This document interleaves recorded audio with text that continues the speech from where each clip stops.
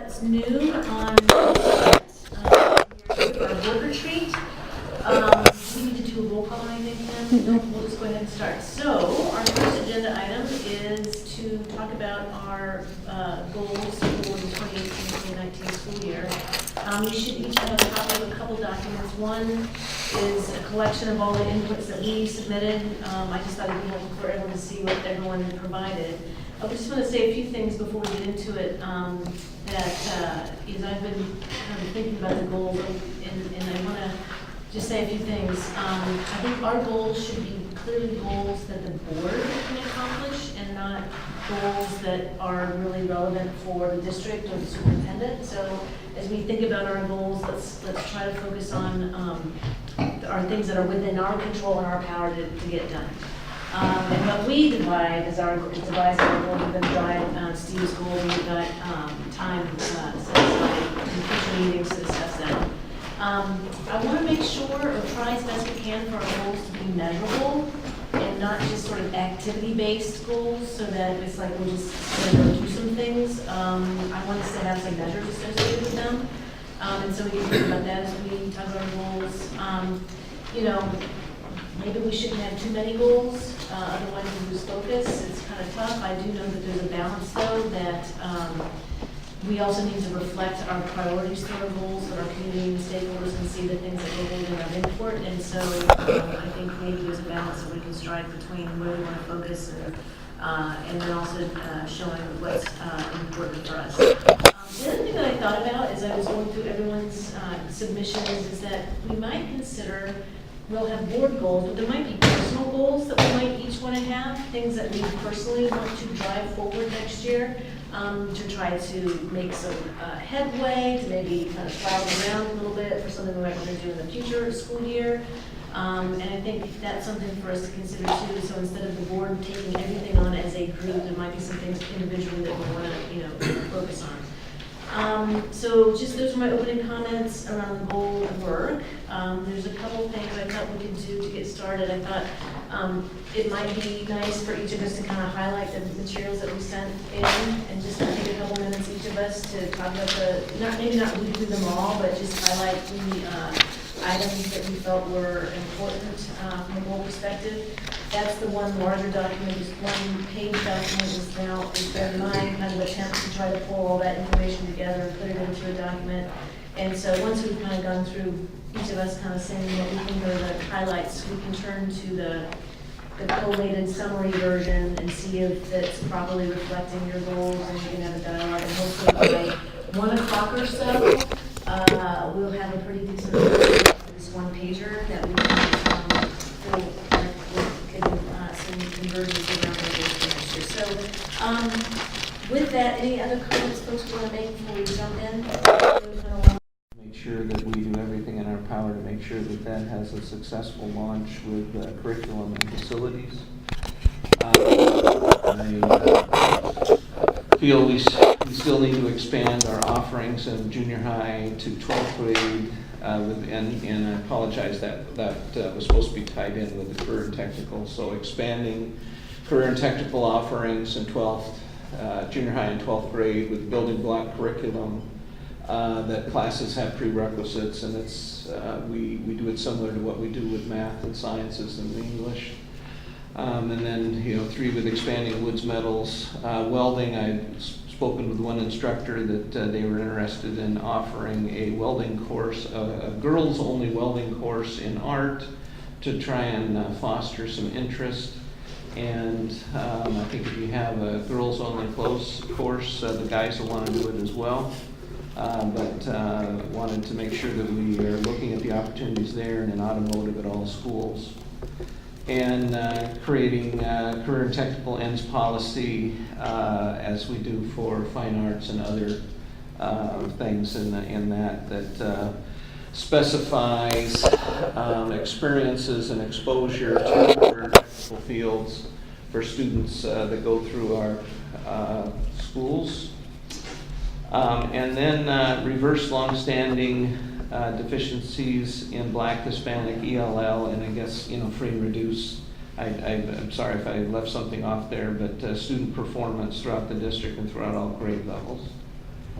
And then address safety concerns of the community and the students that way. And I forgot. This is what you mentioned, Lisa, I did not capture it properly, Phil, so Well, can you? right, for 7 is what you're talking Yep. about. Yeah. And that was something that I realized later that thank you. I realized I forgot to put in, and it's something I alluded to last year and the year before, many of you were on the board, is that, it has. Yes, if you would, I think there's enough for everybody. I just don't think we're doing enough to get parents, especially Black, Hispanic, and ELL parents involved with school activities and things that way. And I think that not looking at the parents are the first teachers of their children, and not looking at the opportunities we can get with them, I think we need to look to improve that as well, to increase that. Any questions or clarifying points from other board members or Phil's? Paul, do you want to give an overview of yours? So I just went off of the one that we had for last year. So the first 3 were the 3 that I thought we still needed to work on. And then I broke that down into what some of the actions or goals or whatever I'd like to see.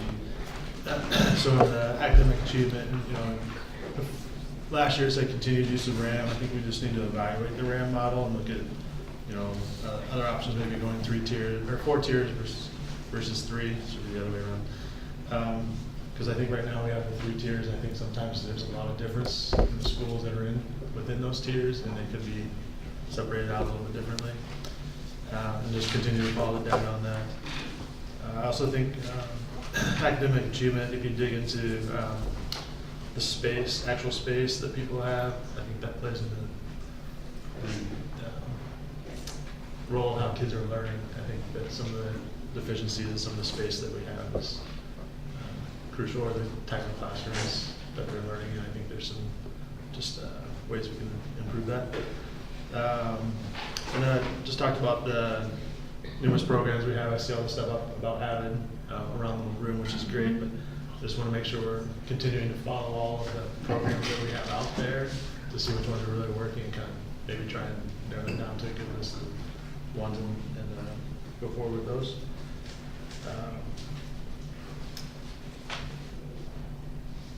Then just the third, so on board development, we said in the one last year that we were going to do, implicit bias training, which we still haven't done. We talked about active shooter training in the boardroom or any other board works around learning, I think, as a group. I think it would be great if we would do that a little bit more. The other thing we talked about was developing the new policy manual, so that work should be starting this summer. And then if we're switching away from CAR governance to policy governance, just more of an understanding of what that's going to look like. And then for new goals, I think that we talked about our old goals and our facility work was continuing to explore the acceleration. Well, since we've already done that, I think it's time maybe to start getting those general ideas for the next 10-year plan would look like. In the career tech line, we started that conversation at West High. I'd like to continue that, where we want to kind of explore the other districts and see what's working there. And then keeping the special education in there too, but I think some of the stuff that's in our actions needs to be tweaked because we've already done some of that. Yeah, I want to discuss special ed, just as a group and see what we want to have as goals there or not. So, anyway, questions of the call?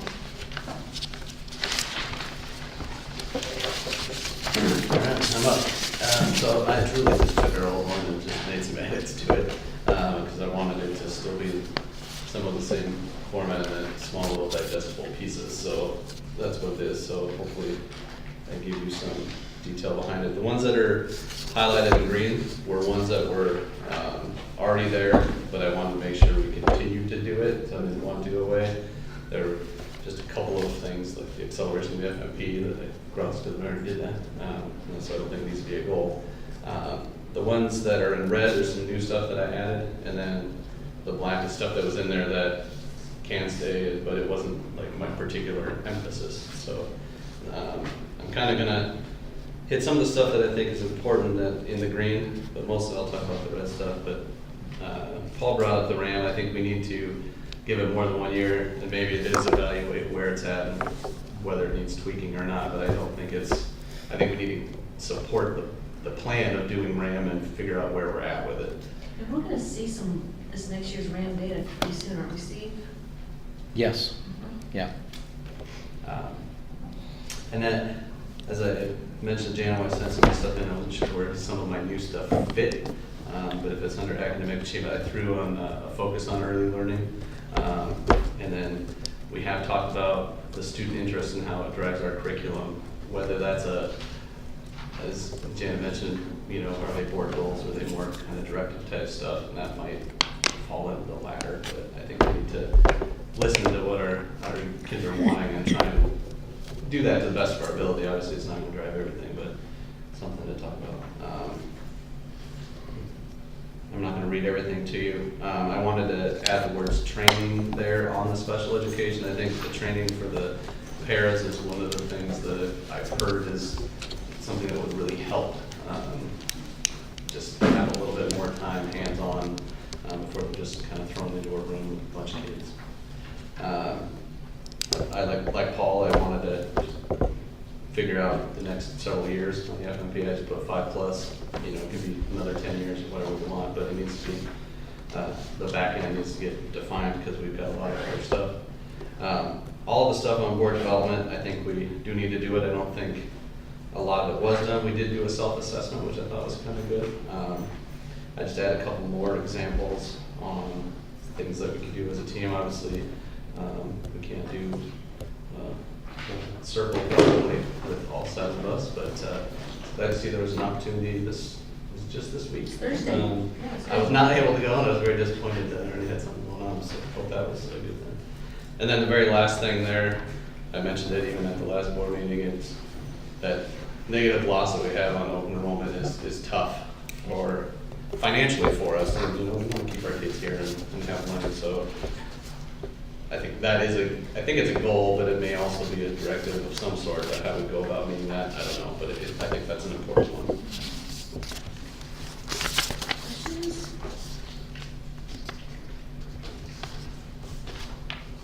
My next.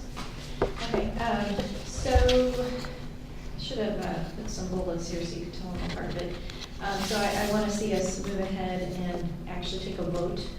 Ideally, I put the word vote in there to give us some accountability, so it's not just, and maybe we're not all on the same page with that, we'll get to that a little later, but my goal would be that we would actually not just develop, but also vote to take some action in the area of our integration work. And several places here on my list, I put things like provide administration with support.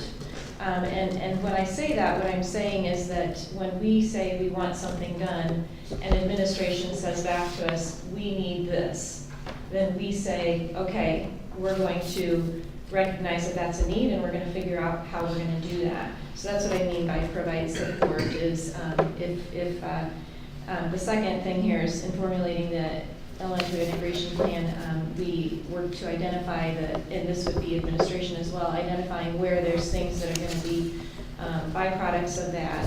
And if administration says to us, we need you to provide this support over here, move this teacher there, give us permission to do X, Y, Z, whatever, that we would take that feedback and take action on those things. I'd like to see us move. I'd like to see it set an expectation for district minority staff hires so that we can have some real black and white accountability there. And I'd like us to review that on a regular basis, just as the Equity Committee has asked us to do. I'd like us to identify the groups that we are not pulling into our listening posts and our informational sessions, and I'd like us to do some intentional sessions. I've mentioned the student board and some other locations so that we pull in some of those folks. playground committee, equitable play spaces. As far as curriculum, I talked about the things that are already in the works, that I just want to see us make sure that we successfully support implementation of agriculture, ethnic studies, preschool, attendance, those things that we've already talked about, facilities. Obviously, we're always doing some talking about the things that aren't addressed in the current FMP. To tell you the truth, I struggle about whether I put that in or not. I know that that's something that's kind of a natural next step as we have accelerated the FMP. Now we're starting to look at what is not covered in that. Although I will tell you that I think we're spending an awful lot of time on facilities, and I want us to think about whether that's where we want to spend an awful lot of time or if we want to spend a little time there. I'm not saying it should be one or the other. I think we should be intentional about it, whichever it is. Safety committee, I want them to come back to us and tell us what they would like from us as far as actions, and to do what we can to try and implement those things. As I've mentioned before, when we see design plans, I'd like us to evaluate those in terms of future student programming, not just in terms of today's student programming, but think of things in the long term and make sure that as we evaluate those plans, we think that those spaces will be flexible for future use. Board development and governance, you can see there what I've got there. Many of these things have been covered by the rest of you. I did add in that I would like to see us make a decision on whether we're going to do a fraternization and or conflict of interest policy. That's something we've talked about, and I don't know that we've really reached a decision on it. If we have, please tell me. I'm not sure that I know whether we have or not. So, and then something that's really important to me is that going forward, we have a lot of really tough stuff that we're facing. Especially in terms of the integration work. And I'd like to have us have a goal of trying to, out in the community, have a common recognition of how hard it is to be a board member. And when we hear somebody else disparaging a board member for saying they want to move this neighborhood over there or whatever the issue is, that we support each other and we say, you know what, this is really hard work. And I'd appreciate if you recognize that this is hard work. If you'd like to do it, step forward, please. But that we keep each other's backs in that process, particularly, because that's going to be very divisive work. And then, as you know, I'd like us to talk about the Pearl ballot initiative. And we're already doing that, so that's just putting it in barrel order. But I think we've got it in the works.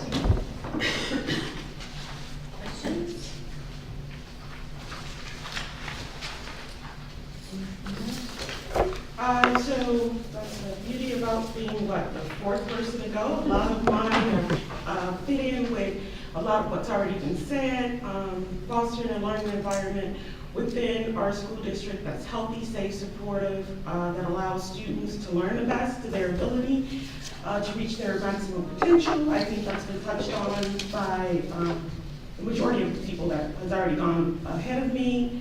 The second one focused on essentially board norms and having us as the governing body hold ourselves to the highest standard possible out of respect to the office that we serve and the district as well as the community that we represent.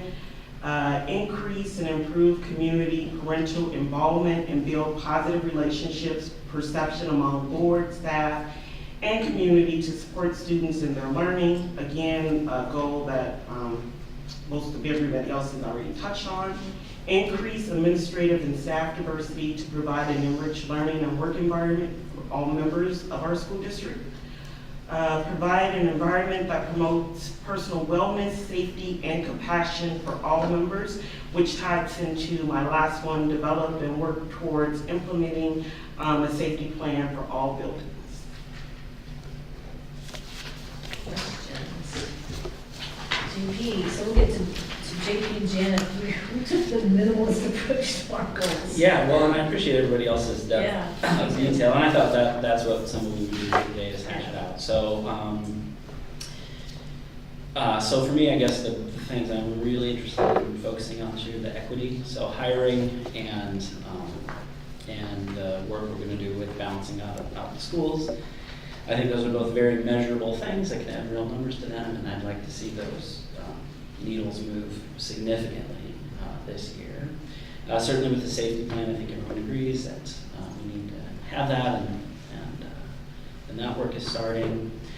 I'd like, and again, I don't know how we measure this other than that we have more of it, but I'd really like to expand and continue to support the school-based mental health services that we're doing. I think we've got some good things going. And then on inclusive playgrounds, I guess for me, I'd like us to see us have a policy where not only our playgrounds, but our special ed facilities and practices are the best practices, state of the art. It's out there, we're not reinventing the wheel. We've got people in our community who are well-versed in this from a lot of different angles, and so I'd like to see us really have it spelled out, especially around playgrounds with seclusion and restraint. What's the best practice out there, the gold standard, and I want to have our district really lead the way on that, to do what's right for kids. So special, the inclusive playgrounds to include students. I'd say best practices in seclusion and restraint, and I think that's. But that's not playgrounds, that's. Yeah, that is right. So I didn't put it in there, but as I was thinking through. Okay, I'm just There's trying, nothing I'm to trying say to about this. organize as people are talking, and Yeah. get to the next phase, so. Okay.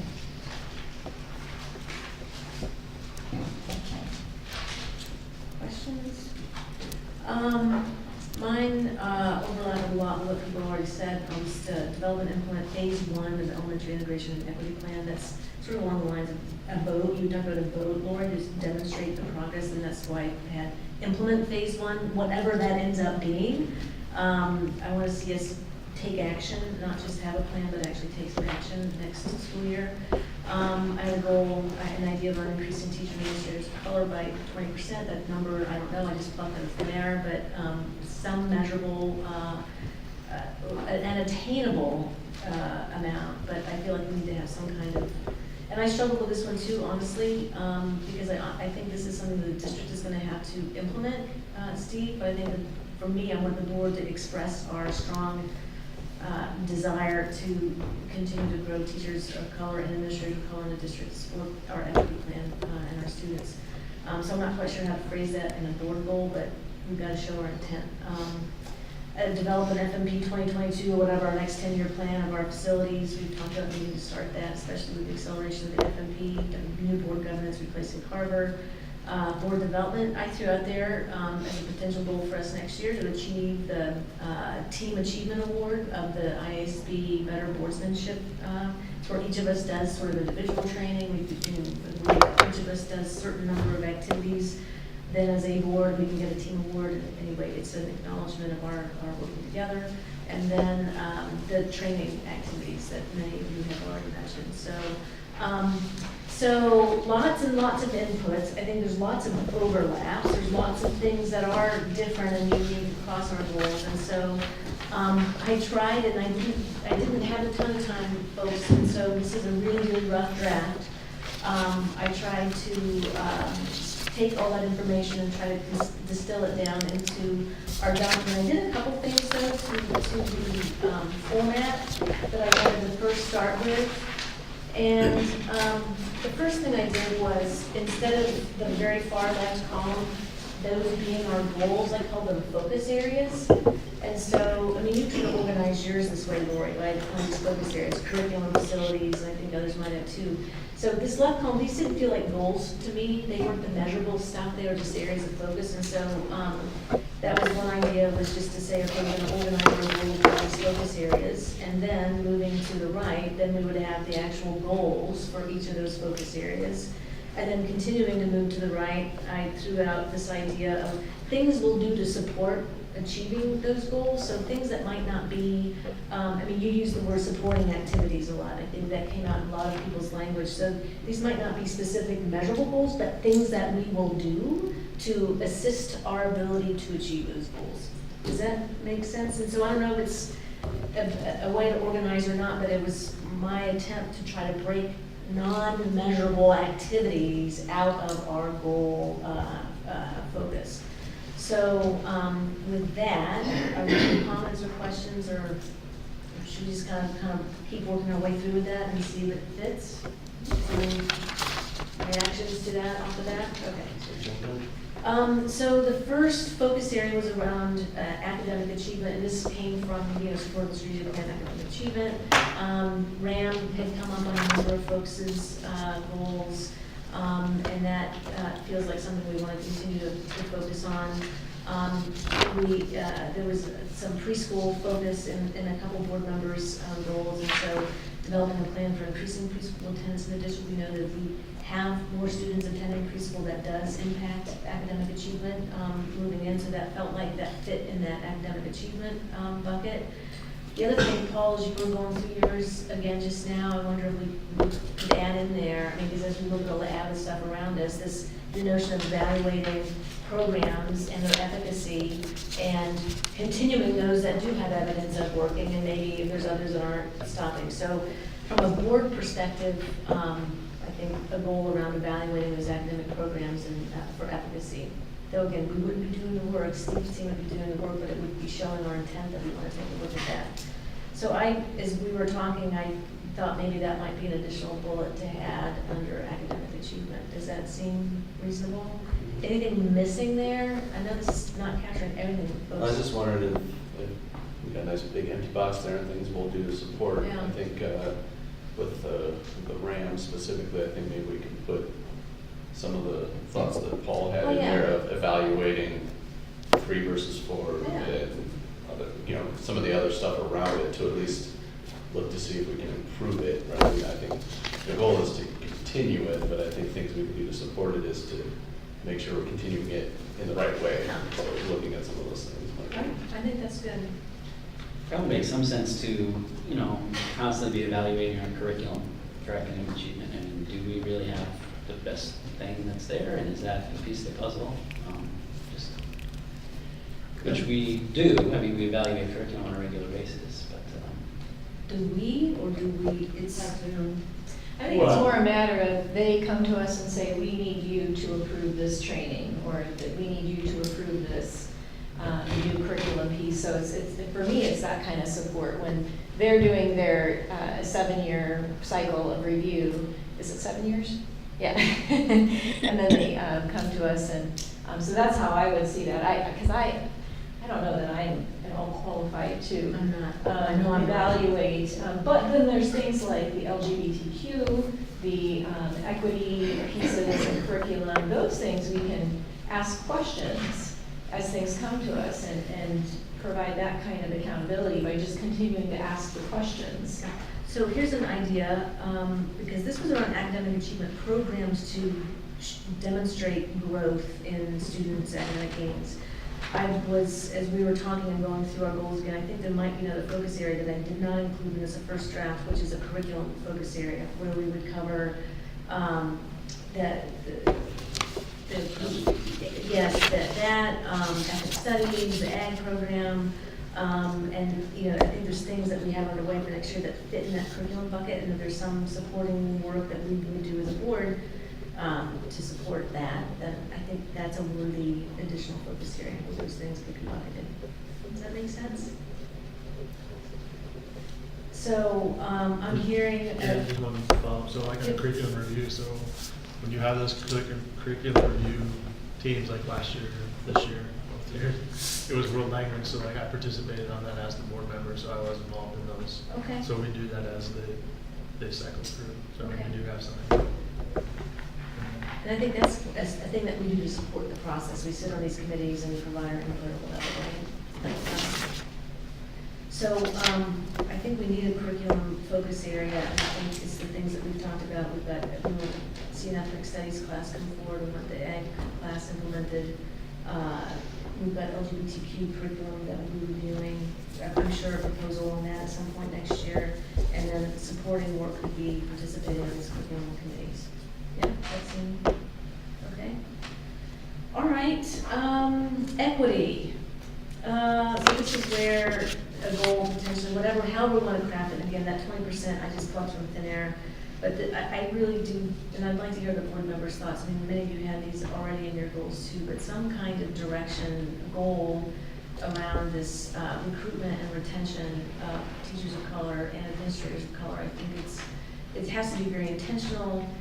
It's multi-year, it doesn't happen overnight, it's not ad hoc, it's creating that, that system, Steve, of that pipeline of recruitment through affiliations with other organizations or education programs or, exactly, there's all kinds of groups that we could potentially work with to build that pipeline, and that we have to curate and constantly be working through it so that when we do have openings, we've got candidates that we can go to, and have been through some vetting and review already. So it takes time, and it also takes ongoing activity to keep that pipeline current and ready. And so I don't want our goal to be a district level staff goal, but I feel like we need to provide some direction on this. So I'd love to hear people's thoughts on how to,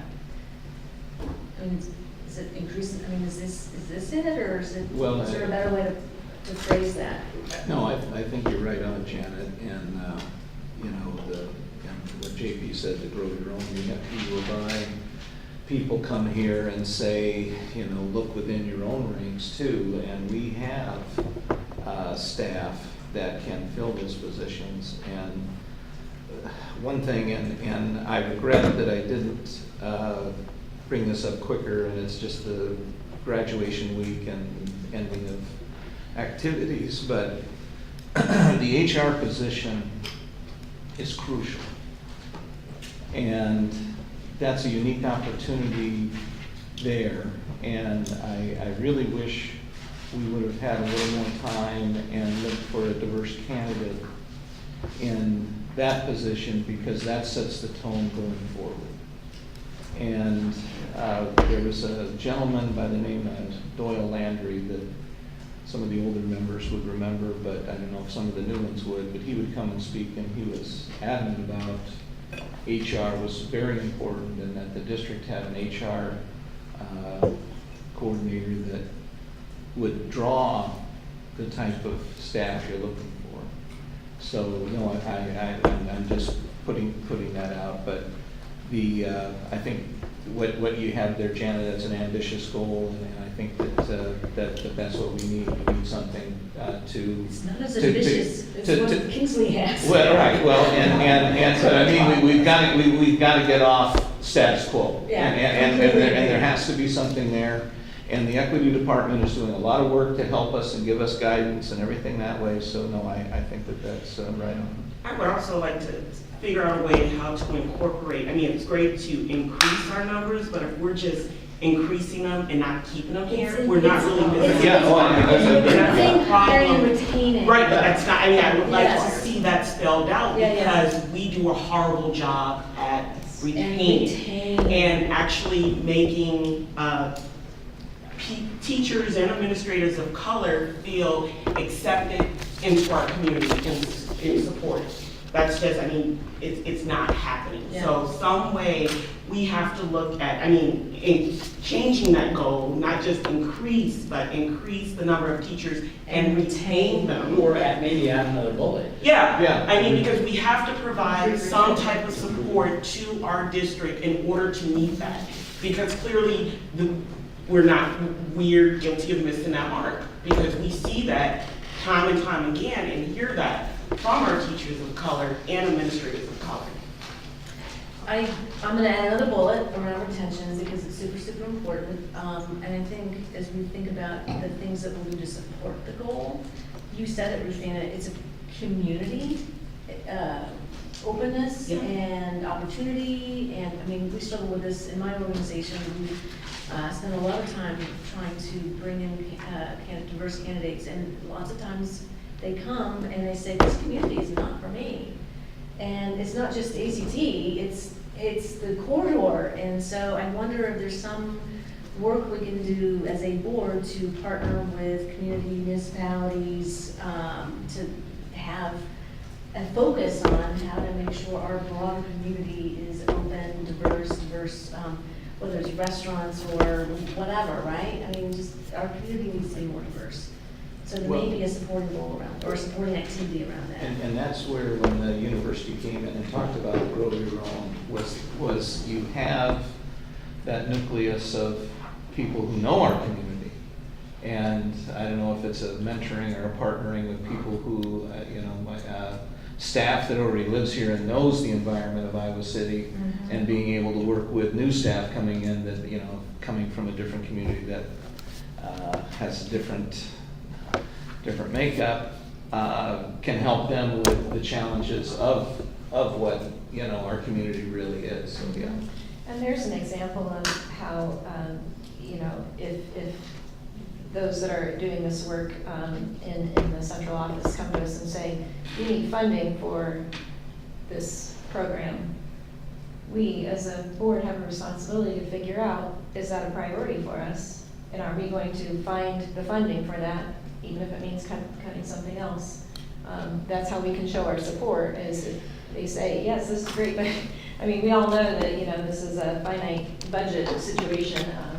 We can't do everything, but Grow Your Own, it costs some money. It's not something we can do for free, so, well, at least not that I've been informed of. Maybe there's some matching bullet out there that I'm not aware of, but that's where we show our support, is when they come to us and they say, this is how we think this goal how we can move ahead with this, and we say, okay, that's a priority for us, so we're going to do that, and we understand that means something else might have to give. So that's good. I appreciate that conversation. I'm going to add retain teachers and administrators of color. I'm going to add a bullet under things we need to support, something around engaging community organizations and groups to create more open, diverse opportunities to enable or to support retention. Couple things. I also have there under the supporting focus area that the equity committee is really important for us, right? I mean, they come to all our board meetings and they're reporting out on their plans, and I think it's been for me very valuable.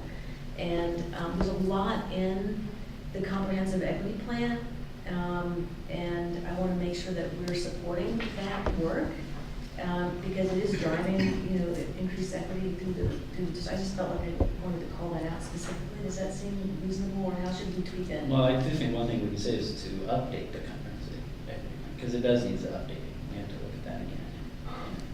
That could be a support the specific equity activity. committee and updating. And updating the comprehensive equity. Okay.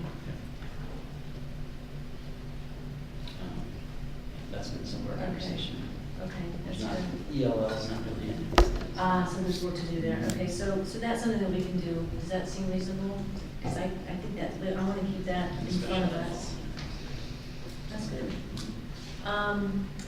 Many of the goals that folks put forward had work in there around this continued engagement with parents in the community, and I wasn't quite sure how to phrase that. That's what I guess I didn't want to ask a question of an individual, but how do we measure it? So how do we measure that, and then how do we go about meeting that? So for me, that's why I put it under the supporting thing, not a measurable goal. Mhm. But if we do activities to engage parents in different ways, Laura, your point around bringing groups in that don't typically participate or haven't participated historically, or district events, how do we go find different venues and opportunities to engage? By doing some of those things, we might do a better job on making gains on our climate survey, or developing our integration equity plan. I mean, it feels like this stuff can make our measurable goals more attainable. Was why I put it over there, because it's not really measurable. Yeah. It's hard to, it must be. Well, one thing I suggested years ago at a retreat that a community member came to me and made the suggestion was to make a goal to have 5 new parents go to a DPO or parent-teacher conference. And just, even if it means we provide transportation, we pick them up, we take them there, we bring them back, but just start with 5. And try and get 5 people comfortable coming to these events and being participants and welcome. And then try and build from that. If you get 5, then if you can get each one to bring 1 more, you're at 10. So that was something that was suggested along that. Is there, do we want to put something like that in, that specific? Or could we, under this, continue to advance parent community engagement and focus on groups who haven't typically attended our events? I mean, that's an activity that we could do to continue to Sure. push that. There's a couple in here, so if we create a new focus area curriculum, I think a couple of these bullets that are under the supporting thing would go down to the curriculum one, support student interest in driving, and the curriculum, like Sean, that came from yours, that would go down to the supporting curriculum focus area. And then also the ethnic studies one, I think would go down to the curriculum focus area. Does that sound right to you guys? Anything else under equity? I just want to jump into, I don't know if we necessarily fall under equity or academic change or word necessarily on this list, but when we were talking about parent and community engagement and continue to advance that, I think one thing that we did this year, and I don't know if it's been necessarily the same in the past, is when we went to Twain and we went to Alexander and went to Northwest, I thought that those were really good for us to be Yes. there with the teachers, not necessarily with administration. I thought teachers were very open to talk to us, and I think when we came back from those meetings that we had more of a focus on. I think we need a bullet on that, continuing board listening posts in school buildings. Would that be more board development? I mean, that, Maybe? I see that as kind of helping us better understand our community and our staff, And where the needs are. and where the needs are. Yeah, so And this- that's a good, I think that's the beginning to reaching those parents, Mhm. because I think that's our avenue to a lot of the parents Okay, and so, student teachers. so another board goal around continuing, a board governance development, continuing listening posts and all. Outreach to specific schools. So we have to support it, just like you said, that's where we fall in the. Outreach to all. I'm thinking like a Yes. whole new one, that's like school Alright. environment or something. Although Fine. if it's a goal to get to all school, I mean, I think we need to be mindful of, you know, there's 7 of us. And we've got how many buildings? Well, I don't think we should, I mean, honestly, I don't think we should make a goal that we're going to hit all of them. Not all of them in a year, but, I mean, Over just to time. say, yeah. Over time, yeah. It continued outreach. Continued Yeah. outreach to schools. Okay. Okay. So I'm gonna add that, we'll note that when we get to board governance and development, so that's good. I'm gonna move on. We're doing good on time. Career Tech Ed, focus area, so a couple of things I heard as we were talking that I didn't capture properly in this draft. Advanced career tech offerings across all high schools and junior highs. Bill, that was, you specifically mentioned junior high, and I Right. didn't have that listed there. I think one of the things that you had talked about, I think is related to the career pathways. That's the building of the courses, that you understand the progression. And that's something that Matt is working on Yeah. this summer and everything, so, I think that, you know, we have a very well-established and well-defined college career pathway that's set up and it's very easily navigated by our students. And one thing in this article that I apologize for the lateness of getting it to people, not having time to go through it, is talking about that, you know, we really need to make sure that there's a road for everybody else, and for other students. So I think with what Matt's gonna be working on this summer and that, I think we just need to be mindful that, as with every other course offering, with that, there needs to be building blocks and steps along the way, and this is a prerequisite for that. This gets you into those, and if other schools have it well defined too, as far as their career and tech examples. Southeast Polk is a good example. So yeah, if we have something in there along those lines, and I think it's important for us to too, with that building block, is to look at how we will then expand the offerings with that, because when when you're trying to get skills for machine manipulation, it's very good to start off with woods because it's very simple, it's very inexpensive. When you make mistakes with the woods, it's cheap. Then when you go into metals, you know, if you go from woods to then a metals program, well, everything you work with there is twice as expensive as what you were in wood. So your measuring and your cutting and everything needs to be much more precise. So if you define those skills there and then you work up, and just having that, I think it's important. And like I say, Matt's going to be working on that summer. So if we could have something to capture that. And I thought the development and implement career pathways was that, but Sure. is that? Well, We all know what that means. If it's broad, if it's broad enough that we understand that that's something we're going to be tracking and working on and you know, advancing career offerings, I think you've got it. Okay. With those. Does that seem? And when we're capturing the facilities and curriculum needs in facilities for ag, is that where we're?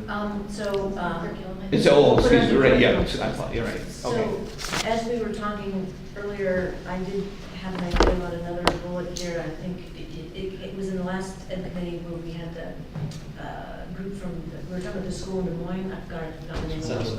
Thank you. But this notion of exploring other districts, how they've implemented, how they've grown their CTE programming, and just continue to work with other districts to bring some of those ideas in. Is that a goal, do you think we would want to add? I think it's something, a support thing. Support more than one? anything. Okay. Campus support, All right. yeah. That's good. Examine other districts. That's good. One thing I just want to point out, so in career tech, I think oftentimes we get, when we talk about it, a couple of things I just want to make sure that we don't do is we don't say career tech is only for kids not going to college, because I think we talk about it that way a lot. And so I just think as a board, we should be probably a little bit mindful of that. And then also the career and technical part, it's together, but the career part also includes a lot of things that aren't necessarily the hands-on. So if we're looking at all of it, it's finance, it's marketing, Engineering, all yeah, that. business, all that stuff. So we do have a lot of that stuff too. So we should Yeah. make sure we're looking at the whole Yeah. picture and not just this parts of it. So that's really helpful. So we've got two goals: advanced career tech offerings across all high schools and junior highs, develop and implement career pathways. We had this in the last goals around increasing the utilization of Kirkwood Regional Center. I didn't know that we want to keep that on our list, make it a supporting activity. I mean, I think it's something we want to do.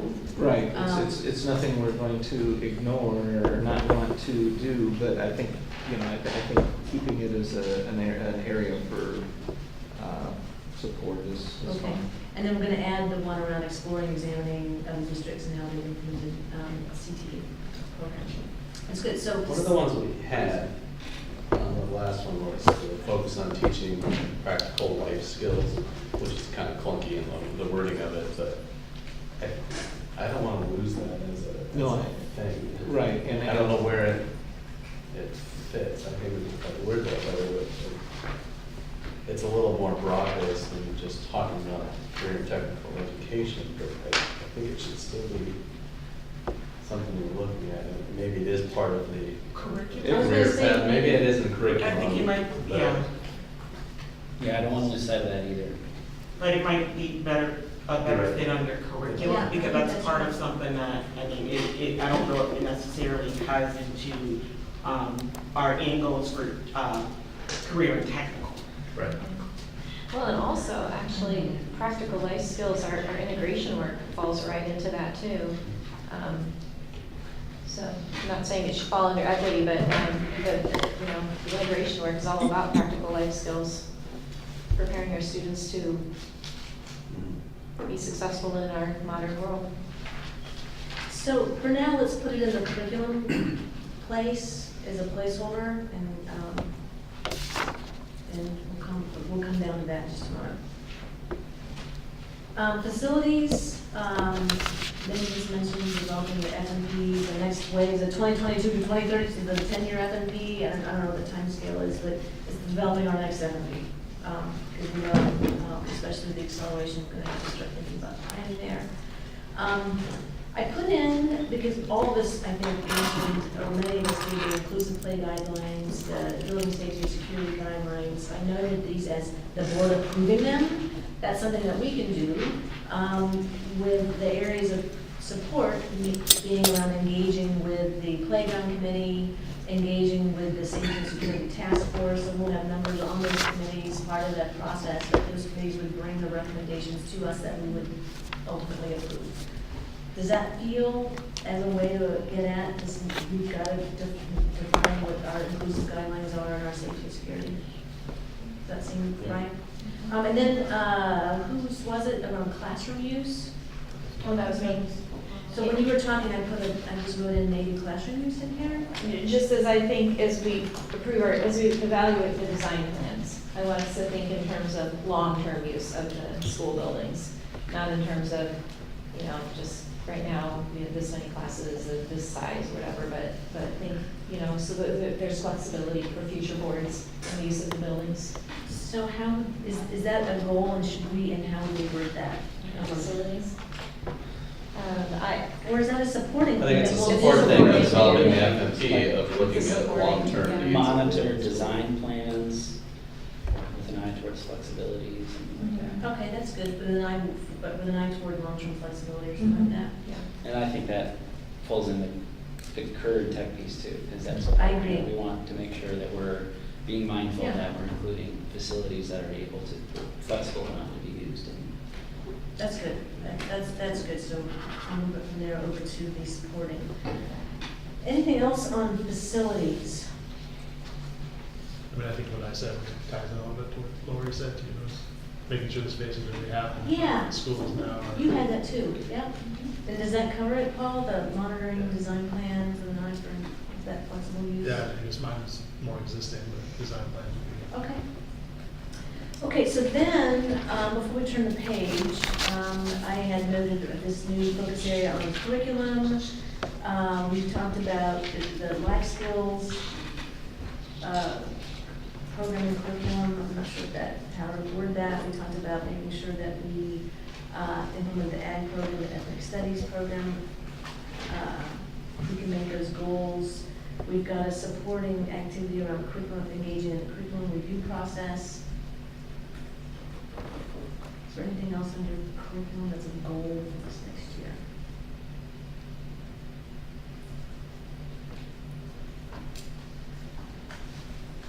Hearing none. Yeah, we're putting the student interest part in the driving curriculum as a support. Oh, yes, actually, yes. I was gonna move down to the supporting, under curriculum, support student interest in driving new curriculum, that was on yours, and then also support administration of that development of the, yeah, we wanna make sure that we get the ethnic studies class. we should probably put a As a bullet goal. point about LGBTQ to Yes, that's what was missing. support the inclusion of LGBTQ plus. Maybe just pull from your state. Yeah, that's good, thank you, I forgot about that. So we've got, as goals, ag, ethnic studies, life skills, LGBTQ plus curriculum, and then under support, it's the support student interests. Say bring ideas for support. And I'm not gonna add a bunch more goals, but I'm trying to think of the work that's going on with EIS and multi-tiered systems of support to keep driving, pushing that, supporting the work, just so that we, you know, it's, I think it's already happening. I just wanna make sure that the board is continuing to say, you know, we're pushing and multi-tiered systems forward, EIS, so I don't know Where does that fit? where And, that fits. yeah, is that like the other, sort of, is it, you know, with equity, really? Might be equity, yeah.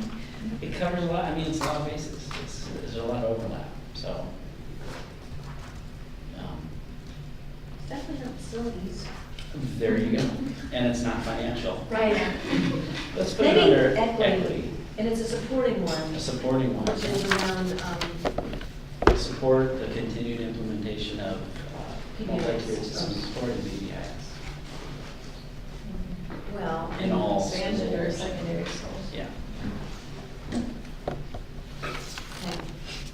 So I'll make these changes, you guys are gonna have to come back and keep me honest from a review and expecting standpoint, and I'll get edits out after we're done. Okay, so we're adding curriculum, and then I had dropped special ed, I don't know why.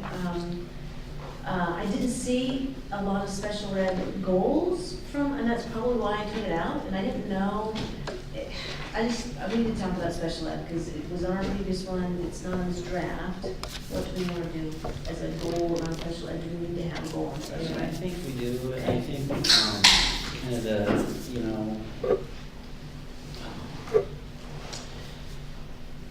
the training. I mean, we're already doing that with the new, we're going away from CPI to a much more robust training system. That's For teachers and paraeducators? yes. So, And okay, so, that would but to be- monitor that, but I think we keep it, because that's gonna be a huge change from having 80 people in a gym getting trained by 3 people to like really strict trainer to participant ratios and all kinds of things. So, Well, hold on, because mine was different than what you were just talking about. And then I like to put that we support, the seclusion and restraint best Best practices. Yeah, I had written that down too, as we were talking. I was gonna say that, as well as continued focus on community and parental engagement and support. yeah. That Yeah. has to be a huge part of our special ed goals, just because we know that's an area that we have struggled with and continue to struggle with. And continue. And we've got some nice things with the Right, we have PTO some that's nice in things place, going we need on, to make but sure we we need to make sure that we're, listening. yeah. And one of those things that we could put in there as support, I don't know if it goes under support or board governance and development, but just like we have the schedule of who's attending monthly DPO meetings, add the mental health PSTO That's good. meetings to our sign-ups and That's have great. that Well, rotation. that's great. That shows that we're trying to actively support that. Yep, and it's a specific thing we Yes. can do. Let's put that under board governance and development, because it applies, under the DPO, it applies to, Yeah. what is the name of it, MTS? Sorry. Oh, the PTO, yeah, Yeah. very long. Yeah. MTS.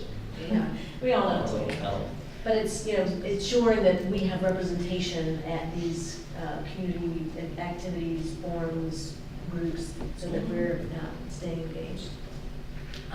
So the continued focus on community and parental support and engagement, Ruthina, is that under the supporting side, or is that a goal? It feels more supporting, but I could go either way. Yeah, I mean, it could go either way, I just don't want us to lose So I sight don't of it. lose it. Yeah, Like to JP's point earlier, it's how you measure it, if you're gonna make it a goal. Yeah. It's part of the measures. so we could put it on the Well, board. yeah, I think, yeah, but if we can measure if we attended these things, or put it on our rotation. And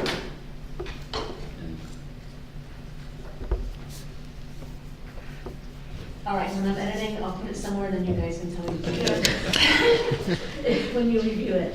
Okay, flipping the page to board governance and development. Development, you know, many has mentioned the new replacing Carver. Many has mentioned this focus on training activities as a board, implicit bias, restorative justice, circles, other examples, and what we'll define what those are. And get those done. And the tough part, we all have really, really good intentions, and everyone wants to do this. It's scheduling the time on a Saturday or whenever, right, to actually do this. And it's creating time and space for us to focus on those development activities. Phil, I put in one, the ends policy that you talked about, and Yes, so I thank put you. that under governance and development. Question, we had talked about the, Lori, you had in there, we discussed the fraternization and conflict of interest. Do we want to get specific about developing policies on those two matters? Do we want to call them out specifically, like we're doing with the technical ends policy on fine arts? I think we can call it out. The conflict of interest one, we discussed at 2 or 3 of our policy meetings, and if we're, I mean, you just need to tell us if that's what you want us to go forward with. It's gonna be a matter of bringing in the teachers union and a couple other groups to discuss that, so Okay. that's where we've kind of waited. Yeah, we left it at, what does the board want out of that? What's the, So, do we want to do it? I mean, we might as well discuss it now, let's take a couple minutes, because if it's something we want to do, it maybe should be a goal of ours, and could be captured here. I think it's important enough to have it as a goal. I'd support it, August independent. Well, again, I don't know that we're necessarily have to have it as goals, we can run the table here and say that's what you want, the next board policy, then governance meeting, that's what we just people know that needs to be covered. Okay. yeah, it is gonna, I mean, that's gonna be a robust discussion with the groups for sure, because they're the ones that have a lot of concerns, affects their folks, so. Teachers. Yeah, I mean, if you're talking about, you have to move people who are in circumstances that we're not gonna allow the policy, that Yeah. could be. And I That's a think big, we also big decided that, I mean, that's something that, I don't have an area of expertise. We need to have advice from legal representation on what we can possibly cover. So, I mean, that's something that we could tackle depending on whoever is on PNG when we make that next assignment for next year. So, and which is why I'm just listed as further exploration, just to progress that conversation. Yeah. All right, I think maybe that's a nice way of phrasing it, because, and for conflict of interest, I mean, that's a very standard kind of policy, COI, and we don't have something. We do, we've got a couple of, it's, again, with our Carver piece, it's in a couple of different places there. I know we had, Attorney Holland came in and addressed the P&G committee about where it lives and what it's covered in there. Okay, So that'd be part of that process. so it would come out in the Carver redo. Yeah, I was gonna say, it would come out in that process too, because I think there'd be a way for us to tie it together in one place instead of being located in like 3 or 4 places right now. So that covers conflict of interest, but not the valorization. That's not gonna be. well, I think it's both. I Is think it? there's nepotism that was in Oh, all three okay, places. all right, all right. All right. Then we looked at the university's conflict of interest, which is not super applicable because it's people who, researchers who have companies. Right, right. It's not Intellectual property and things like stuff that, that yeah. doesn't apply to teachers. But, All right, so so if it's covered in the, if it's gonna come out of the policy work on, going to policy governance as opposed to carbon governance, maybe we just leave it at that then, knowing that it's gonna come out in that work. Unless you want a supporting one to further work on. I mean, just if you mention it as the October, Okay. it's there. Do people have an opinion on the better boardmanship thing? Do you care? I think it's a good goal. I mean, it's pretty, I think if you look at their hoops that they have you jump through, I think a lot of us are doing a lot of that stuff. And, Actually, I think we are doing a lot of that stuff. Yeah, and so I think why not get credit for what we're doing? Okay, You and might then want we. to put a note on there, Jen, that this is work you do from September 1st to August 31st. Yeah, that's It's important. slightly different from our school year timeframe, is that what you're? Yeah, so the stuff, if you're doing stuff this year, the 31st is the deadline for doing this year. Okay. of August.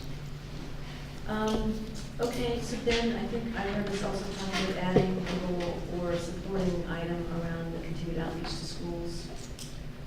Was that a goal or supporting, does it matter?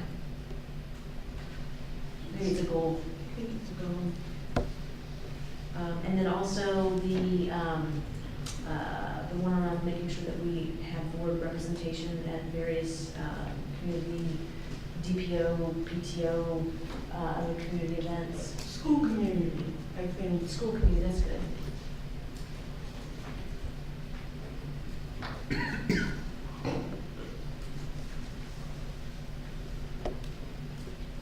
School community activities. So the trick is gonna be for me to be able to read my writing. When I go back to edit, my handwriting is really bad. Yeah, Ken's recording too. I can help. I'll have to get, yeah, recording. Okay, so I think that's good, and then, I put in a financial one, so maybe I captured the one that Sean had around trying to decrease the loss. What can we do? Well, I was thinking about that as I was kind of just skipping ahead, wondering, what is the thing that we support to do what we're Yeah. talking about, right? There's another major one, I think if you look at what I would assume is most of our kids going out are homeschooling to It is, Mid-Prairie's homeschool is a huge chunk of that. And I think one of the things that we've talked about supporting is when we met Roosevelt, and they were talking about all the stuff that they've done to start improving the homeschool Yeah. program here. So if we continue to support that, and we look at facility, which we Yeah. talk about a lot, but that's Yep. one of the things that I know has been. Yeah, maybe we put that as, because that's gonna make the biggest dent in that number, is to, you know, encourage further development of our homeschool assistance program. Now, do we still do a survey on everyone that opts We out? do, we don't get a really good response rate from it. Okay. So actually, that's a note I already took was, is there a way for us to actually maybe go out? We survey them when they leave, but is there a way for us to actually reach out to them now that they're gone and ask them some more detailed questions about that? I think we've got perhaps a technology platform that might make it easier to respond to the surveys, and I think that's always an issue. The more complicated it is to answer the survey, the fewer of me get back. So I'm already working on perhaps a way to reach out to people that have left, maybe 2, 3, 4, 5 years ago, see if we can get some feedback from them. So that's good input, then let's figure out how to prevent that. Right. So, are we saying we want to take out, decrease net negative loss on open enrollment because it's kind of hard for us to influence just as a standalone goal? We're saying all these other things that we would do to make our district the best thing ever and will help decrease that. But then the homeschool piece. I don't wanna take it out, because I think it's a very measurable goal. Right. It's one of the things that we can Yeah. measure. I don't know if we, in the Okay. support part, we'll talk about supporting changes at Yeah. HSAP or whatever we can do Yeah. to make that program Okay. better, No. and not be specific goal-wise in that. So supporting changes at the homeschool, Assistant. okay. Homeschool assistance. And that's, from that standpoint, that'd be a plus because the state gives us a minimal amount of money for it. So if we want to improve it, it's likely going to come out of the general fund. So then it will wind up being a priority discussion as we go through it. So I think that's a good place to have it. Will that be something that we're, flexibility of funds where we can spend? It might be if those other funding areas have surpluses in them. I think that's dollars that are spent that have good return on investment, right? Because we are spending a lot, sending all those kids out, put some money into it to make them stay, and get that money back. I think that's a great measurable goal. I just want to say again, because it measures a lot of the other things we're doing. You know, why are people leaving? And then that tells us, well, what do we need to work on? And we've got some of those things embedded in our other goals, so I think it's a good measure. So, supporting changes to the homeschool assistance program, surveying students who've left the district to understand why. Are there other supporting pieces we should put here? And so we've got the loss on open enrollment and then the Pearl ballot initiative felt like a finance item too, yeah? Not that I want to be, you know, a dictator. What can we do as far as policy when it comes to open enrollment, going out, coming in, all that stuff? Like, how much of that could we control by policy? Not a lot.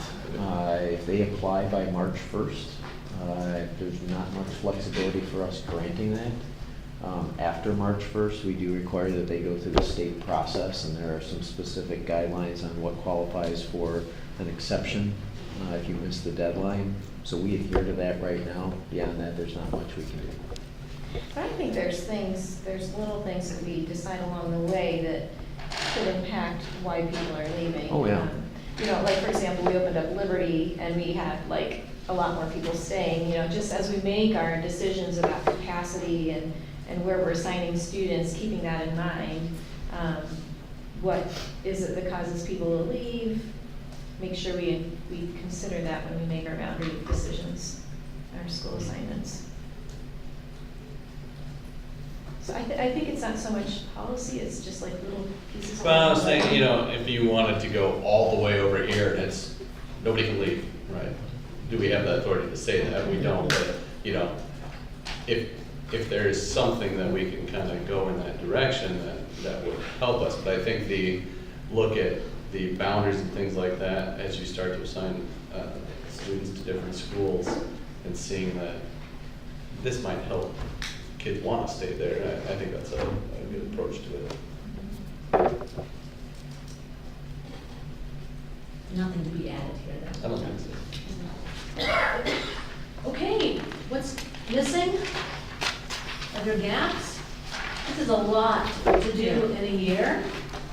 I mean, luckily, a lot of it's underway. We're doing a lot of that already, yeah. So it doesn't feel completely overwhelming, but it's a lot of work. We said before, this is an ambitious board.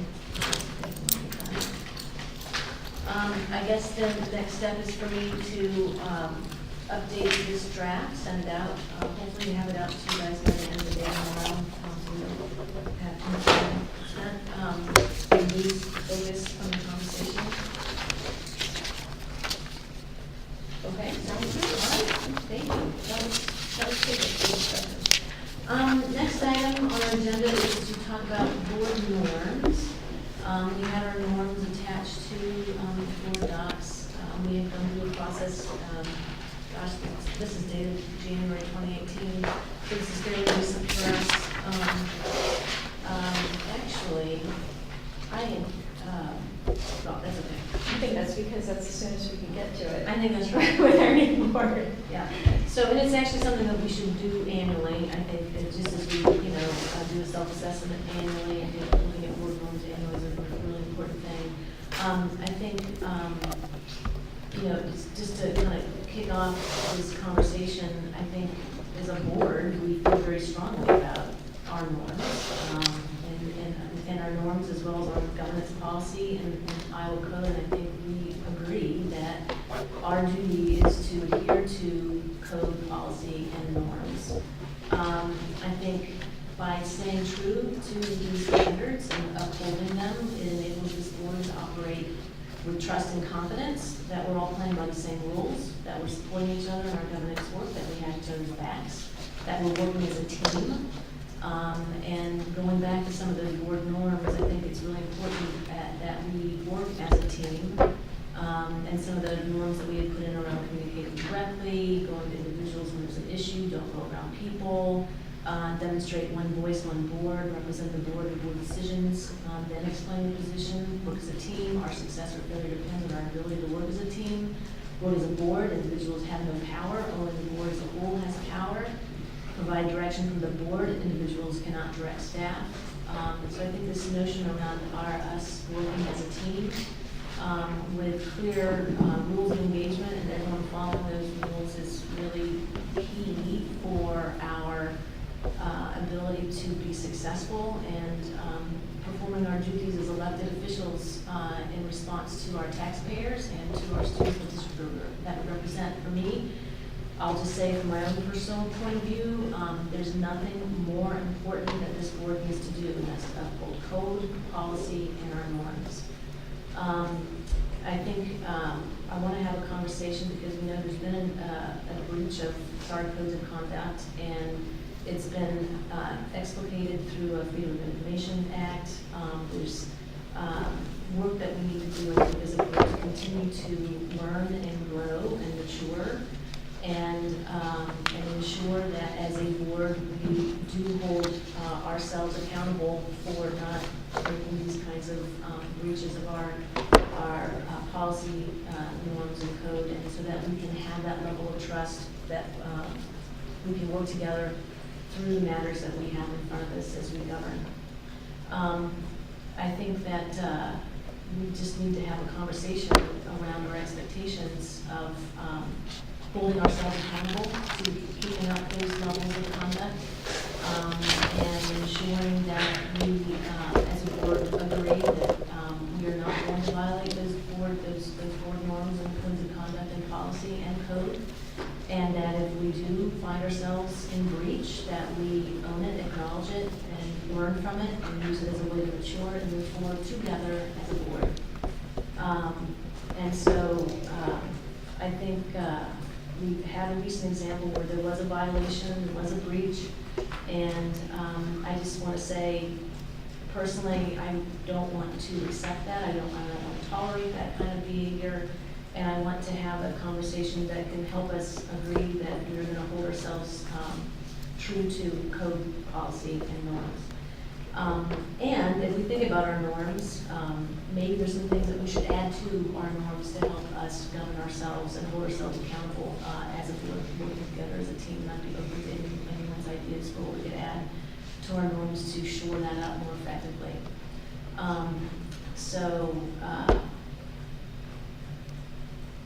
Does anyone have any comments they would like to make in regard to this?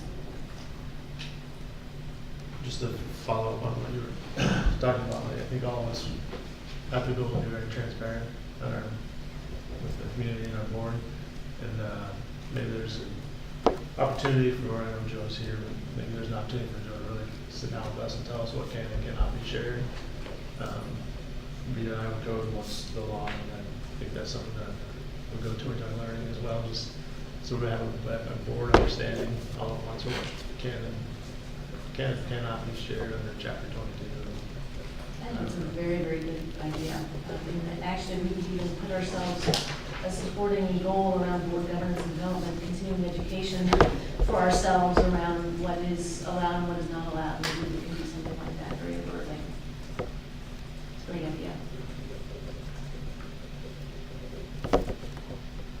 I guess I'd look at it from, my work experience is all about people are going to make mistakes, and we're all humans and we stumble. So my job is a lot of what do we put into place to help people not stumble. So I think whether it's more detail in the norms or sitting down with legal counsel and learning what we can and can't do, those are things that we can put into place to help us all make sure that we're doing it right. And then, being able to work with each other and talk to each other, I think it goes a long way, right, to making sure that we're all doing it right. I think we're doing a pretty good job at that, really, in the last year. We listen to each other and pretty with our opinions to each other, and it's been accepted, I think, pretty well across the board. So that's what I would look towards, is trying to put things in place to help us all, be better at what we're supposed to be doing. I don't want to call it idiot proofing, but in a sense, that's kind of what it is, right? Just if you don't know where the line is, how do you know when you've crossed it, right? So I think defining some of that stuff is helpful. I found it really helpful in the board training that ASB did in the beginning, when they give hypothetical examples, and here's your hypothetical that, somebody wants the PE teacher fired or whatever. It's kind of nice to go through those hypotheticals and because it's not all common sense, for sure. I mean, it's a code and there are laws, and there's, what's the enforcement mechanism? I think all those things are for us to understand. And I found that to be really helpful when they went through some of those hypotheticals that were like, I think we did that training a couple of weeks after being Yeah. there, and I was like, oh, that's already happened. Yeah. Somebody has said that almost One of those exactly. hypotheticals happens record. So maybe there's a couple things, maybe there's some more norms, but maybe we do want to put something on our board governance and development goals for next year around continuing education, training, around, what we can and can't do. Yeah, I was looking at it under the norms, the number 2, leading by example. I think we're asking our teachers and other staff to do continuing education, and if we're going to lead by example, I see no reason why it can't be there. It can also be a goal, but I think it's something we can have there, is we're going to improve us. And maybe even in the goals, just add another, so where we have activities such as implicit bias training, restorative justice circles, comma, Iowa code, Iowa code, yeah. and what's permissible and what's not.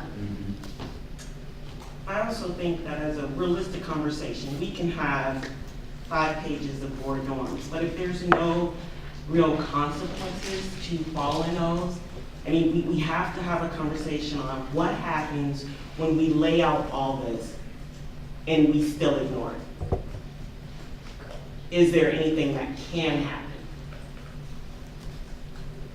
Because then that violates, I mean, if we put in work setting up norms and people choose not to follow those, how can we truthfully say we trust each other to work? I mean, that will make me think twice on sharing certain information or wanting to document certain information. Because if we don't have that trust or knowing that if I do X, this is going to be what will happen next. And I don't know if that's legal, I don't know if that's part of that conversation with Joe Holland, but we all have to have that security of knowing that if somebody does something that violates our norms, there are consequences. I mean, one of the consequences you hit on, I think, Rufina, is if we're not as open in writing and as using email, for example, as a means of communicating, sort of as real-time issues are occurring, if we're not able to do that or don't have the trust or confidence in doing that, it's going to slow us down. It's going to impact our productivity, it's going to impact our efficacy. And I think that's a consequence that's bad for our district, our students, our taxpayers, the people that, elected us. So that's a consequence, it's a negative consequence of not having trust. So I want to see what we can do to try to rebuild trust, get back to what, agreeing on our rules for ourselves and finding a way to work together to agree that we're going to all play by the same rules. I think that, for me, is really important. We talked about votes early on, right, and not rushing into a vote and being very explicit around our agenda setting so we're not surprising ourselves, oh, we're voting on this today? I thought we were just talking about it. So that was good. We created a new set of rules, if you will, and we've been trying really hard to stick to them. And I think that's been effective in terms of the votes that we've had. So what can we do around these kinds of norms, how we behave, how we interact, how we share information, what kinds of rules can we put in place for ourselves that we can live by, live with, and practice repeatedly. I mean, it's holding ourselves to account to it. We probably need advice from legal counsel on what other consequences. I don't know that there's a whole lot, honestly, for elected officials. I think it's really more of a personal accountability to play by the rules that we establish for our board.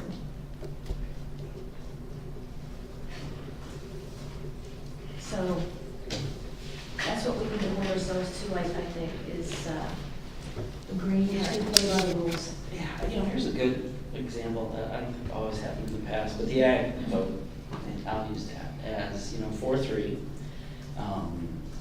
And from that, I think that people have, conversations I've heard that that's the board decision. And I haven't heard a lot of, from the board, I haven't heard a lot of negativity. I think your example of having each other's back as we move through this diversity, equity, boundary stuff, and you guys know all too well, that's going to get super ugly.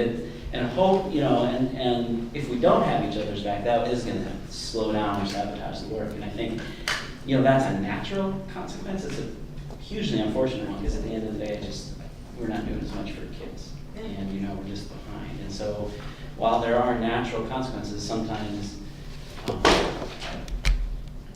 it's like when I have a student who's struggling and they're maybe between a D and an F, and I say, the natural consequence of failing is you're not getting a high school diploma. But sometimes that's not enough for them to say, yes, I really need to do this. And then you just see those natural consequences happen, and it's like, what a shame. What else could I have done to help them see this little bit of effort over here would, is going to help them out in the long run in the bigger picture of what's going on. So while natural consequences exist, sometimes that's just too, it's unfortunate, who suffers as a result of that. And so I don't know what, because again, in this community, I think I've said before, the biggest consequence is people don't get reelected. But that's not real for this community because people don't run. That's just the realities. We don't have board members. Our history recently has not been one of, and made, now I can see a year in, you can really see why. The stress that this takes on people, our community is I think most of our community is probably supportive, but a lot of the loud voices that come out, it's hard to deal with. It's like, wow, why do I want it? I mean, you think for the kids, and then it's pretty easy to say, oh, it's the kids. But boy, at the end of the day, when your family suffers and you suffer, and in the past have been threats and people, I mean, it's like, it's really not, I don't think it's normal, and so whatever we can do to help, I like to be high-minded and say, well, we can lead by example, even with some contention around us. I want to get there. I think it's better than it has been in the past, but I think we have some work to do. You kind of nailed it there, and it sounds like such a platitude, like it's for the kids. But I think that as we look at norms and goals and everything else, that's always got to be top of mind, right? Like what is going to improve student achievement, period, right? And whatever norms we put around that or goals we put around that, if they're not helping that, then there's no point to it, right? Now, they could also be there to stop us from doing something that hurts that, right? And so it's kind of the same thing, but I think that's really what our singular norm is, that everything we do is pointing towards increasing student achievement, right? I don't know how you put that into practice, and I make the assumption that that's why the 7 of us are sitting at this table, and all those people who have been one and dones have sat at the table before us. Was that what? That's why they were there.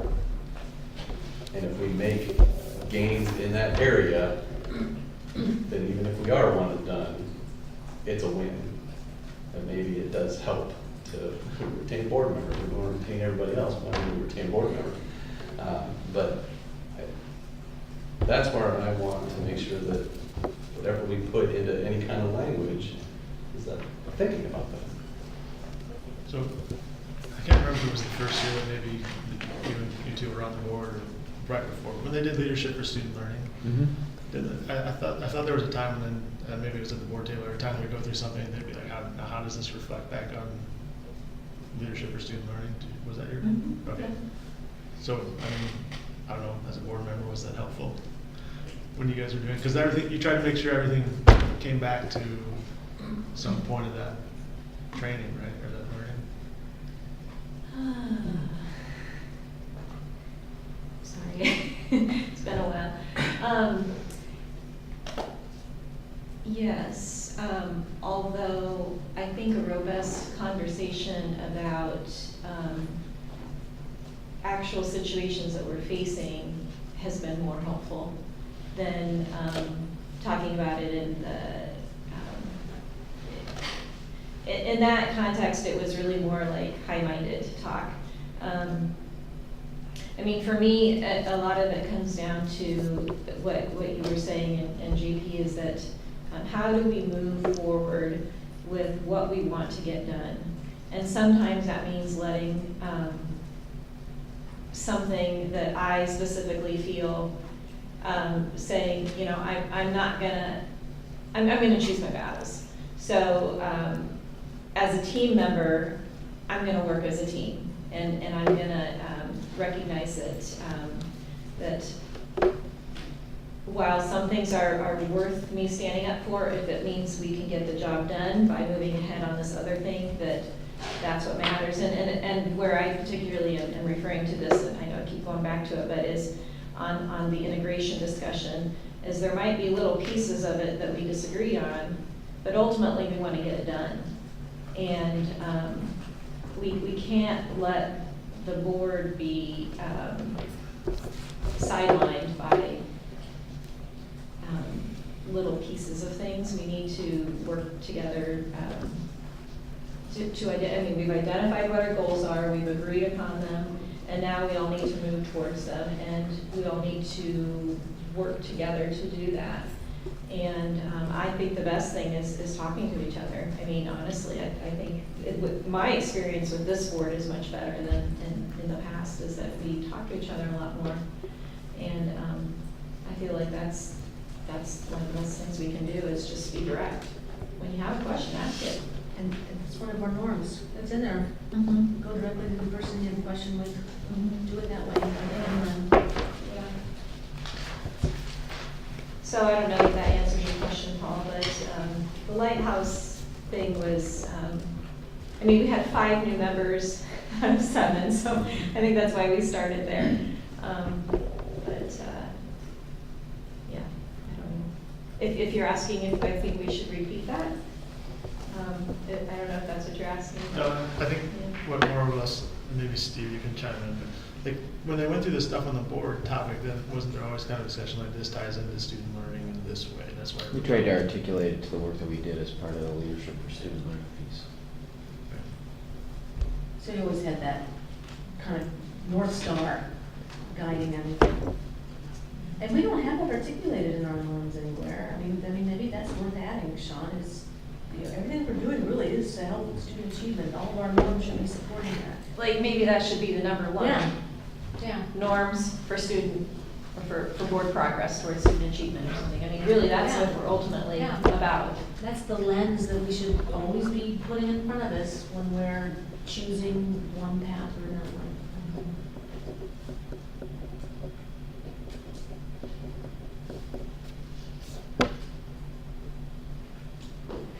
And then I also recognize that there are times that we just disagree. And I'm okay with that. I mean, one thing I've always struggled with is this, this norm of work towards consensus and 7-0. I'll be honest with you, that's not something that I have agreed with, because I don't think we need 7-0. I appreciate a robust conversation. I appreciate disagreement, and I can walk away from the table and say, that was a good conversation. And everybody spoke what was on their heart. And we were all elected for what we believe in, and we don't all believe in the same things. So I'm okay with 3-4 votes, honestly. As long as we have communication and we don't walk away from each other. And as long as it's not the same 3 and 4, so that it's the same 3 and 4 on every vote, then it feels divided into kind of factions. So and I think you said this before, JP, it's like, if it's different 3s and 4s, that's okay, because people thought it through, they formed their opinion, they're, you know, advocating for it, but if it's always the same voting blocks, then it feels. And I don't mind 3-4, 4-3 votes at all, but I do like to work to get where we're all on the same page. Right. And, you know, because I think we do all believe different things, but at the end of the day, I mean, none of us would be here if we didn't believe in kind of that biggest piece of students. And I think if we're working that way, that means we're being honest. So if I'm working towards 7-0, even though it might be 4-3, that means at least I'm listening to others. Absolutely, Yeah. yes. And I'm trying to understand what they're saying, and I'm trying to let that influence my thinking, so that I'm not just like, this is it, no matter what anybody says, I'm not moving. No, I agree. Yeah. So that's, Absolutely. The important piece, even, I mean, if it's a 4-3 vote, wherever it lands, it has to be represented as a board decision. Yes. Well, that's- Regardless of where you Yes. voted. So I don't know if it's necessarily important to have that work towards consensus, but it's more accepting the voice of the board. Yeah. And now And we have- making sure that we get the work done Yeah. and not sometimes, you know, well, I didn't vote for that, so I'm going to undermine the process or sabotage things by, you know, trying to whip up disagreement with people that I know think like me. Because that does nothing to help us to work together to get the work done. Exactly. So I It's more think about there. work towards understanding than it is work towards consensus. But we don't really actually say that explicitly, that, I mean, we talk about this demonstrate one voice, one board. No, At the very end, it does. But, well, we sort of do, represent the board and board decision first, then explain the position. That kind of gets it, I guess. But support the vote. I think that's as simple as that. Support the vote. Once it's voted, if it passes, then we It's are a- all yeah. 100% behind it. and this is, you know, interestingly enough, I mean, this is a lot about the process that you go through in a circle. And every time you meet, you say, do we agree with these things? Are we gonna abide by these things here in this space that we reserve? I mean, we'll do it once a year, we're not gonna do it every meeting, but it just, to me, there's a connection there. Like, this conversation would be great in a circle, where you pass a thing, you're listening to what you're saying. right? And I know that seems weird, but it's very effective, and it is about that piece. I'm listening to understand, trying, really paying attention. It's just the front end. Were you gonna jump in, Paul? No. You're good? Anything else on this one? So I've got a couple action items. One is around a new norm around the student achievement. I'll wordsmith it, you guys can help me edit it, but something around student achievement is our number one priority. That's why we exist, is to improve student achievement. And everything we do needs to be supporting that. I might wordsmith a bit, just this, I mean, it might just be as simple as support the vote. It's really obvious. That's the way it's written down is a little clunky and not quite as direct. Well, that's kind of in number 4. Number 4 is that, Yeah. but I just want to say it a little more succinctly. Support the Where, vote. I mean, it's clear. Yeah, it is in there, I just want to say it Yeah. more obviously. Then, we're gonna put in a continuing ed, goal for ourselves as a board, that, and sort of expand the team development. Continuous education, and I'll add in a piece around, more information, training around Iowa code, that we can do in that. I think one phrase that might be nice to put in here, I don't know if it's under 1 or 4, is to have each other's back. I just Yeah. like that phrase, I think it's important. We brought that up, that as we're, out in the community, that's happening, that we're supporting one another and understanding this is really hard work. Especially something that we have coming up. There's going to be pretty intense community conversation. Yeah, and we do need to, it is either in 1 and 4. Yeah, I think maybe 4 would be better, it's that one word, one, and I think that having each other's back, that helps us have confidence and trust that we're going to have each other's back. And then if somebody hears something that some segment of the community is saying, go ahead and step in and say, listen, don't come to me and complain about that person. Being a board member is hard. I'm gonna stand up to the board. And I may not agree with that person, but, this is hard enough work if we have each other's backs. This is really hard. Nobody knows it better than us sitting here, so. But having each other's backs, if we're all playing by the same rules, living up to our expectations of our board and our performance as board members, I think that's gonna really help us have each other's back, trust and confidence. So these norms are really important. We've got a board policy, board governance policy, that's really important. Our code of conduct is really, really important. And we have to hold ourselves accountable because there really aren't a lot of other consequences for things. So it's each of us personally holding ourselves accountable to live up to those standards so that we can have trust, so we can have confidence, so that we can have each other's backs. Because if things get violated, it makes it that much harder to do. And so we are on this board because we want to change the world, and we have to be able to have trust and confidence in each other to be able to change the world. I was just wondering, maybe we should have a number 8 to our norms that is, kind of addresses that a little bit, understanding, making sure that, I'm not a word, but making sure you understand our board governance policy and the state policies, so that would kind of be the norm. That's a good idea. Recognize and understand what they are. What do you think? Yeah. So it's number 8, We don't really so ever it's say anywhere. understand code, policy, norms, and practice them. policies, yeah. And then what you were talking about, the legal clarification could fall underneath that. Yeah, that's good. Understand code, policy, norms, and practice.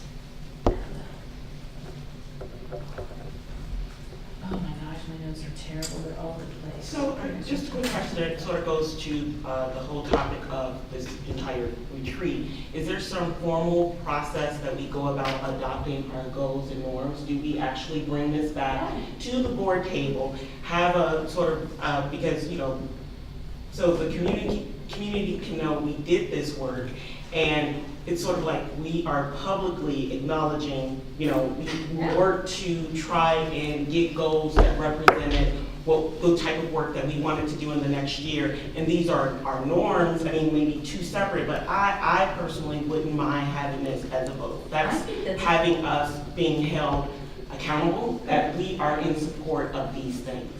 I think it's a great idea. I don't know the history, I don't know that these have been voted on in the past, but my goodness, we could say, we approve our goals for the year, we And our approve our norms. norms for the year. And it would be It's a great idea. Well, yeah. the board. Okay. The September meeting, right, you go through the process of adopting all Yeah. the policies and everything Yeah. else. I mean, it could be very similar to that. It's like, Yeah. yes, we're adopting these, and then, you know, in board docs, you'd at least have the Yeah. copies of, that's what we're adopting. And I think it's great. it's not like necessarily approving them or not approving them, but adopting them as a thing. And we vote on them. Yeah. And we post them in our, I mean, they are on our website too. They are out there, but this gives it Yeah, but formality. Yeah. I was just adding that they are. Thank you. Yeah. The That's only a great thing I idea, would- Christina. The only thing I would say about voting is that, and I'm trying not to do what I just said about picking one thing, but the work towards 7-0 vote.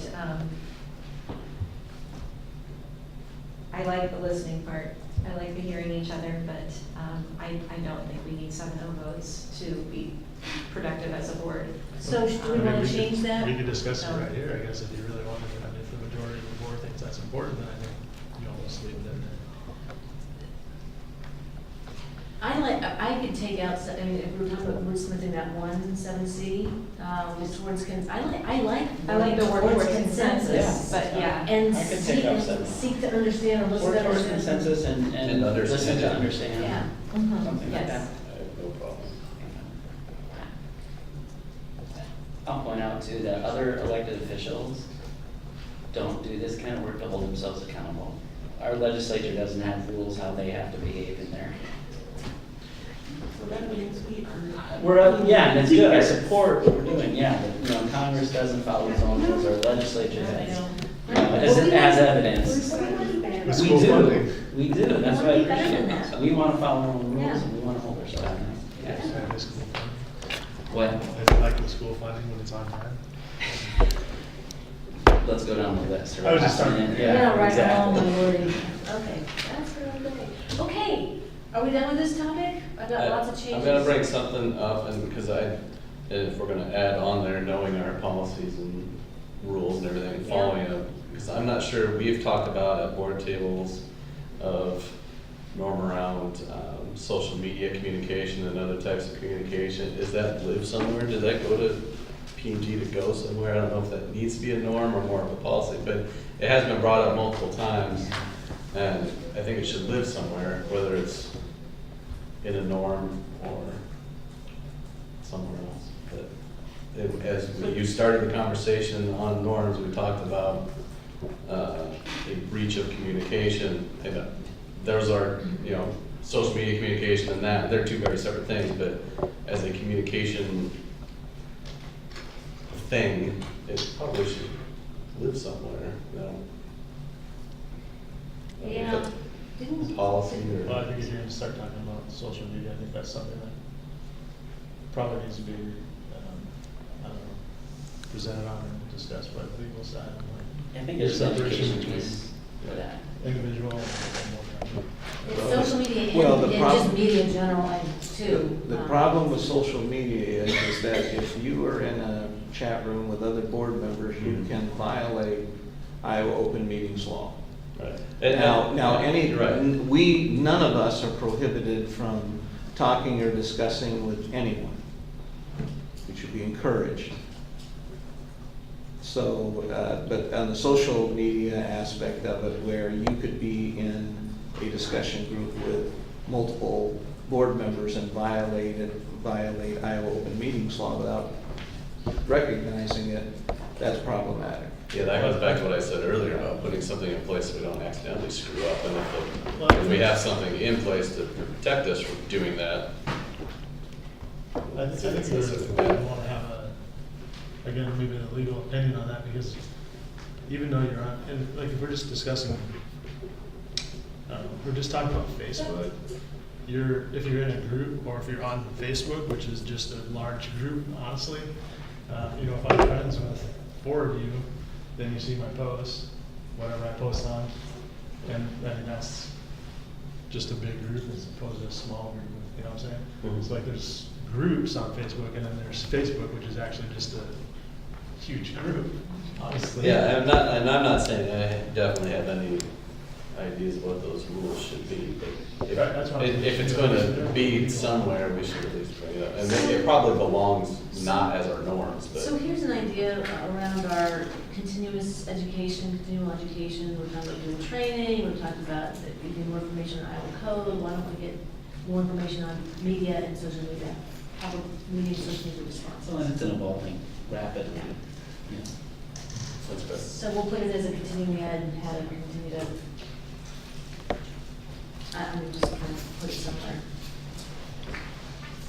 Okay, we are rapidly getting to the end of our time. The next topic, if we're ready to move on, was to look at our, basically sort of our work session plan to continue the focus and energy around the integration and equity work, right? That, momentum, knowing time is short, we have a lot to do. You were suggesting. Yeah, so I had a suggestion, which you're all gonna hate, but I'll just put it out there to begin with. Work towards that consensus. Yeah. Way to sell it, Mary. Yeah, I'm just gonna be upfront about it. So one thing that I find that's challenging is that when we get to our work sessions, we've oftentimes dealt with a lot of stuff already, and we're tired. We're not at our best, and this is really a tough topic. We gotta give it our best, and I'm wondering if maybe we should plan our work sessions for off nights when we're not having a board meeting. So don't try and do it after a board meeting. That's something of this, nature, where we really need to be all participating and at our best. Maybe do it on the first and third weeks, or one of those two, and then maybe one after a board meeting. I don't know, to try and have some balance, or maybe we can play with it a little bit, but we don't have education committee, we don't have the other committees over the summer, so this is a time when we would have those nights open. More meetings. I already told you that pretty much Tuesdays. Yeah. Block. And I think that's what we all have done, that it doesn't change even because we're in the summer. And so that's, I think, is a fair and a good idea, because, yeah, it is oftentimes we've dealt with some heavy stuff or have had heavy stuff presented It's to late us. at night. And it's late at night, and I don't know what time you people get up, but my day starts pretty darn early. So by then, it's like I've already been up 16 hours. So I'm fine with adding that on off nights. That would also I mean, allow us to off. have a balance on those nights when we have the meetings, that we're not here till 10 o'clock, which is not the best use of our, I think we're not at our best when we're here till 10, and it tires us out as board members and takes a toll on our families and all of that. I guess I would just add that we should probably not rule out not having them, because we just added a ton of goals with learning guys- that Yeah. we just don't have any. This is a like, lot. I don't think When are we going to cover all that? Yeah, I don't think she's saying not have them, but maybe look at the option, especially during the summer, of maybe adding an additional one, like we would still maybe as needed, have it after board meeting. I think that's what you were saying, but also maybe pick Yeah. No, I P&G understand. night. I just want to make sure that Or we're not ed committee night. forgetting what we just did, because we don't, then we'll never cover our board learning like we did. Yeah, absolutely. But I think on this one topic, it's Right. the time frame. No, I was just Yeah. making sure we were still keeping those things in We mind. should still be able to have some Yes. after board meetings through the summer, because I don't think that it'll be as heavy hitting actual board meetings during the summer. Especially but- those second. The second one. Yeah. And we could just, devote the options to just the integration discussion, so that we're really focused on moving that discussion ahead, with our best energy, coming to the table at that time. It allows you more, it's more public, it's not at 9 or 10 at night, it's easier for the community to come. So are we saying then, starting, when would we start? I'm just pulling up the calendar. Was it the 8th? Third Tuesday? That was third, so, The 19th is the the next 19th? one in June. You guys can say. That bunch, a lot of us are gonna start being out for various hangout, so we probably won't get all this for most of these, but, so we've got a board meeting this 12th. Is that a work session? That's not a work session, right? We have. I I think we have 5 meetings that night. So we do a work session on the 12th, But on the 19th. 12th was supposed to be attendance stuff, right? And you may not have the maps. We won't have to do, those so- maps. Oh, you won't, okay. And I had indicated, and, you know, we can decide this is a great time to talk about it, but since our board docs were down at the last meeting and we couldn't really talk about some of the stuff that we had there, that we could just talk about that stuff then, on the 12th. The board docs was down, so we weren't able to look at anything Oh. at the last, Yeah. it which was after 9:30, so we made it. That we were like, So would the maps be done by the 19th, Steve? I don't know. I know we'll have them by the 26th. Okay. We're still, Guide K-12 still is trying to patch that computer Okay. problem. So would we want to do the work session on the 19th then? In addition to the 12th? Yeah, but if we don't have any data, Well, what I was thinking, so we could kind of play it by ear, but, so if we had a work session on the 12th, we could look at the information that we couldn't look at last time. And I actually feel like some of the information we asked of Steve, we don't need all of it. So we don't need the closest school district-wide. For example, in North Liberty, like you guys don't need to spend a lot of time on that. We've kind of dealt with that. I think, you know, like we could pick some, we could narrow it down a bit more so that we don't waste their time, giving us information that we really don't need. Also, there's a lot of information that's already been provided through past years. So we can look at that a little closer. I just want to make sure that during the summer, we're not asking you to do stuff that's going to take a lot of time and then, you know, we're not going to look at it. North Liberty is a perfect example of that. West Side Iowa City is another situation where the schools, you know, aren't as unbalanced as other areas, so we don't need as much information there. Okay. I think West Side of Iowa City would have to be involved. If we're talking about Hills and Alexander, if we're keeping quick meetings. In terms of this closest school though, for that particularly, I'm not saying it's not involved in the wider discussion, just for that particular map request. Or, yeah, maybe start with your hottest areas that have, you know, where you have the most disparity geographically closest, start there. And, you know, have conversations around maybe those particular spots to start some productive discussion and get some reaction to some things going. I mean, there are some areas that are easy, not the correct word, but geographically close with high disparity. If we start there, and that's gonna get the ball rolling in our, you know, where we may have the biggest impact. so what are we deciding? We're gonna have a work session on the And 12th. I won't be there. yeah, Sarah, you know, On the do the same 12th. thing on the Okay. 12th and 19th, so what's the difference? Yeah, so I think we're gonna have to play the 19th by ear and just see what we accomplish on the 12th and decide if we need a session on the 19th. Fair enough? All right. And nothing on the 5th? Okay. Hmm? Vote. No, I know, it's election day, so we'll be watching returns. Yep. No, we don't have polling place here on the 5th, do we? Yeah, we do. Oh, that's not okay. Yep. It's like there's signs out there. Yeah, There's the machines are here. I've got like 5 different polling dates that we're trying to figure out. So we done with that item? Yeah. And we've got 6 minutes. Are you guys up for a team building activity?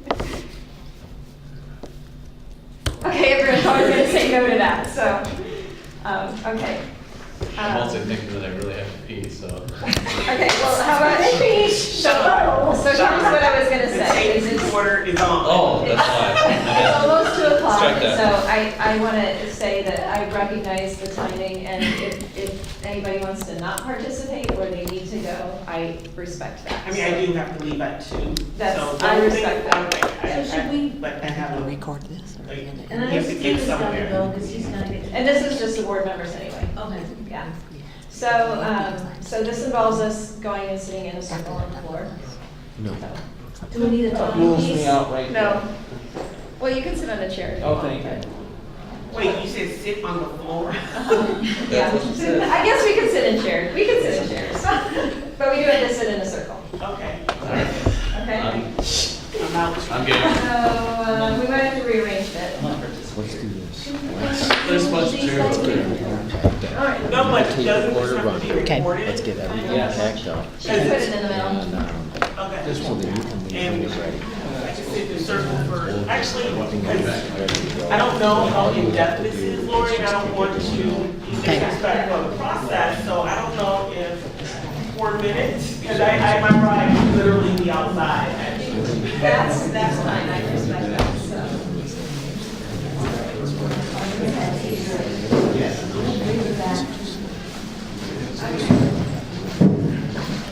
Hey, Kim, I'm just gonna put the recorder in the middle of this. So we all need to. Be great, thanks so much. You bet.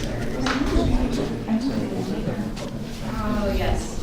Well, I assume that. No, I mean, I don't know. We know it's but questions are probably. I have reactions. Okay. Well, you know what? You can just be part of the first part of it because we won't get Blow to the up my balloon until the balloons. end. Okay.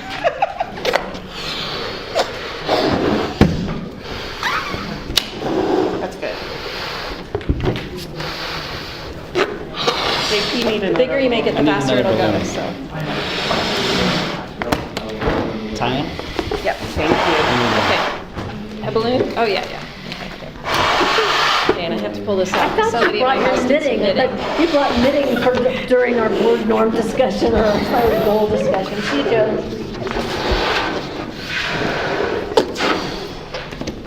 Okay, we might want to scoot our chairs in just a little bit closer, so we're not here all day. Come on. Hurry up, Sean. I wanted to give it my all. That was not gonna happen. Again, the recorder. Okay, here's what we're gonna do, guys. This part of the activity, being able to blow up a balloon, It is. because I may be in trouble. We're I gonna blew up a make, nice balloon, thank you, JP. we're gonna make a net. Okay, so what you need to do is we're gonna pass this back and forth to across Like the. spider web. Like a spider web. Okay, and we're gonna keep going until everybody's balloon can sit on top. All right. So it's gonna take, hopefully not too long, but what you need to do is the person you're passing the rope to, or the one you need to say something about that person. You can say something that you appreciate about them, something you admire. You could say a funny memory about them. You could say something that they've said that you've appreciated. You could say that you like their hair, you like their shoes. You can say they have good gum. You can say whatever you want to say, but you just have to say something that's positive. Okay? All right. So I'm going to start out with something funny. And we need to keep the yarn pulled tight so that we make a web. Okay. I like Janet's choice of shoes. She has good shoes. So then I throw. Hold this part. Hold the Oh, string. okay. Okay, And throw, pull it tight. we're making a net. Yeah. I like JP's candor. Thanks. I like that Phil wears his ASE patch frequently to point out career and tech. I like Sean's socks for graduation. How about special socks, you guys, right? Special. Actually, let's all scoot in just a little bit more. So we're Yeah. not here all day. Now hold tight. And now pull it tight. There we go. I like it when Ruthina wears an eye patch. That's a good one. Thanks. Raiders fan. I like Paul's dedication to working out. It's been an inspiration. All right. I need some of that inspiration. I'm gonna go back to JP because I'm trying to get my thing here. I like JP, that JP wore the ribbon, or the button. to Oh, the safe graduations, zone. And it was recognized by at least a couple students. Yeah, that matters. thanks. Pull tight. Hold on to it. You gotta pull it tight. You gotta hold it. You got to hold on. He's cheating. Fair enough. This to Lori. I like the shirt you have on today. Okay, great. Okay, let's see. Sean, I like it when you say something doesn't smell right. Because that really resonates with me. I usually don't smell right. That's it. Oh, it's Recorder.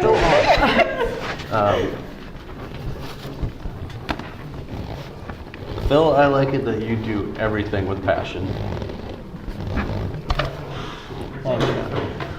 Janet, I like your frank language.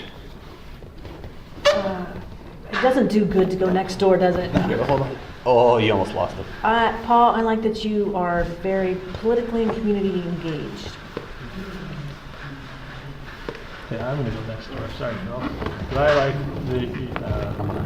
your family dedication to your family. Well, thank you. You're here. My balloon fit. Oh! Not quite. Okay. Ruthina, I admire that you don't let driving hinder you. It's a tight thing. No, you made it. Yeah. Yeah, take care of that hole. You got it. Yeah, we do have to get strategic now about filling holes. Lori, I like that you always come check on me if I get sick at the board table. Thank you, and you bring water, because I usually need it. Okay. Bill, I like it when we voted on the goats at Roosevelt and you said, nay. Yeah, well, that was an affirmative vote, wasn't it? Okay. I'm gonna go to JP. And JP, I wanted to do the thing that Paul said about your pin, but your socks were also for Rainbow. Rainbow. Yes. And I appreciated that, and it was, I saw as well, students recognized it. I'll go to Paul. I appreciate your leadership on PNG.